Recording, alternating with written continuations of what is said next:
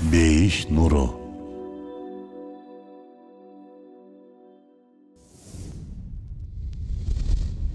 Аллахтын Рахим ысмы. Аллахтын Рахим ысмын кантип таныйбыз? Аллах Тааланын Ар-Рахим деген ысмы бар. Өзүнүн жаратыктарына ырайым көрсөткөн, боор ачып, мээримин төккөн деген мааниге келет. Алла ырайымдуу зат. Анын ырайымдуулугу бүтүндөй ааламды камтыган. Ал ырайымдуулугу менен бул ааламды жоктон бар кылган. Ар бир жаратыкка өзүнө ылайыктуу кийим кийгизген. Ар бир жаратыкты ар кандай абалда тарбиялаган. Милдеттерин так аныктап берген. Жашап кете алуулары үчүн керектүү жабдыктар менен жабдыган. Материалдык жана руханий муктаждыктарын ырайымы менен камсыздаган. Келиңиздер, ошол чексиз ырайым деңизинен бир нече тамчыны биргеликте алып көрөлү. Элестетип көрүңүз. Бир жерде алоолонуп күйүп аткан от бар дейли. Ал от бир шлангадан чыккан суу менен өчүрүлүп жатат. Бирок шланганы кармап өрттү өчүрүп аткан колду бир нерселер тосуп калгандыгынан улам көрө албай жатасыз. Ушул учурда сиз бул алоолонгон отту бул шланга өзү эле өчүрүп атат десеңиз эмне болот? Дороо сизди психикалык ооруканага жеткизишет, туурабы? Эмне үчүн? Себеби шланганы кармаган кол көрүнбөсө деле бирөө ал шланганы кармап өчүрүп атканын билебиз. Себеби алоолонгон отту шланга өзү өчүрө алышы үчүн шланга эң алгач тирүү болушу керек. Башкача айтканда анда жан болушу керек. Андан кийин шлангада акыл болушу керек.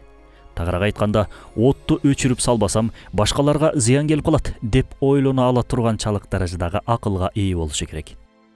Андан кийин анда илим болушу керек. Башкача айтканда, отту кантип өчүрүү керектигин билиши керек ал. Андан кийинки керек болгон нерсе бул отту өчүрө ала турганчалык күч, кудурет. Шланга күчсүз, кудуретсиз ал отту өчүрө албайт. Жана башка ушул сыяктуу сезимдер сөзсүз болушу керек. Эң маанилүүсү отту өчүрткөн сезимдердин сап башында турган сезим бул ырайым сезими. Себеби оттон улам башкалар зыян тартып калбасын деп аларга боор уруган сезим болбосо, отту өчүрүүгө кадам ташталбай калат. Эң башында турган сезим дал ушул ырайым сезими. Ырайымдуу болбогон, тирүү болбогон, акылы болбогон, кудуретке, илимге ээ болбогон нерсе алоолонгон отту өчүрө албайт. Демек, шланга өзү эле өрттү өчүрүп жатат деген сандырак идеяга бүткүл адамзатты алып келсек да ынандыра албайбыз.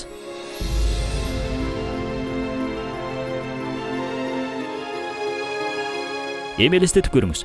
Жер бетинде миллиондогон, балким миллиарддаган жаратыктардын алоолонгон от сыяктуу болгон муктаждыктарын кудум эле шлангадан аккан суудай булуттардан жашоо суусун ким тамчылатып агызып жатат? Албетте, жансыз болгон, акылга ээ болбогон булуттар өзүнөн өзү эле бул ырайымдуулук менен аткарылып жаткан ишти кыла албайт. Булуттарды шланга сыяктуу кармап, башкарып, багыттап турган ким? Ыйык Курандан бул суроого жооп издеп көрөлү. Инсандар үмүттөрүн үзгөндөн кийин ал жамгыр жаадырып, өз ырайымын таратат. Ал макталган дос. Мынакей о менин бир тууганым. Асмандан түшкөн жаан тамчылары бул Аллахтын ырайымынын чагылуусу, көрүнүүсү. Уулуу арынын курсагында миң түркүн дартка дабаа болгон балды ууга аралаштырбастан биз үчүн даярдап, арынын колу менен бизге ырыолоо арынын колунан келбейт албетте. Демек, балды даярдаган ары эмес, тескерисинче ырайымдуу Алла. Жаз мезгилин карап көрөлү. Бейиштеги хурилердей болгон дарактарга эң эле кооз кийимдерди кийгизип, гүлдөр менен, мөмөлөр менен кооздоп, кол сыяктуу болгон бутактары аркылуу таттуу, пайдалуу, даамы, түсү, жыты, формасы ар башка болгон мөмөлөрдү бизге ырыолоо бул Аллахтын ырайымынын чагылуусу. Болбосо ал кургак жыгач отундары бизди тааныбайт да, бизге ырайымда кыла албайт. Ошол эле кезде колу жок болгон курттун жардамы аркылуу бизге эң эле жумшак, назик болгон жибектей кийимдерди бизге берүү бул ырайымдуулуктун натыйжасы. Эгер ырайымдуулук болбосо, колу жок болгон бир курт жапжашыл жалбырактарды жеп, бизге аппак болгон жибекти бере алмак эмес. Уй эчки сыяктуу жаныбарларды карап көрүңүз. Алар жапжашыл чөптү жеп, анын жыйынтыгында кан менен нажасаттын арасынан аппак пайдалуу сүттү өздөрү эле берип жатабы? Жок, албетте.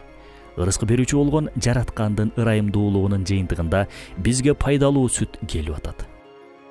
Асмандагы күндү дүйнөбүз үчүн жылытуучу мешөңдүү кылып, ал эми айды түндөгү шам чырактай, жылдыздарды асманды кооздогон чырактардай кылып койгон, албетте, чебер заттын ырайымдуулугу. Аллахтын адам баласындагы ырайымына карап көрүңүз эми. Көзүбүз болбогондо кап-караңгы ааламда жашамакпыз. Кулагыбыз жок болсо үн сөз жок ааламда, тилибиз болбосо даам ала албай, баарлашуунун ыракатын байкай албай, мурдубуз болбосо ааламдагы түркүн жыттарды аңкый албай жашап калмакпыз. Ага кошумча бизге белек катары берилген акыл, коркуу, мээрим, сүйүү өңдүү сезимдерибиз болбосо эмне кылмакпыз?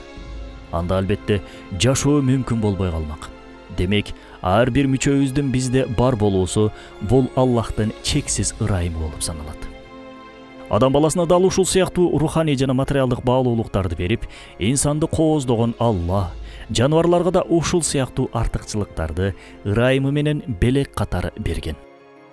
Канаттууларга канат берип асманда учурса, балыктарга канат берип сууда сүздүрдү.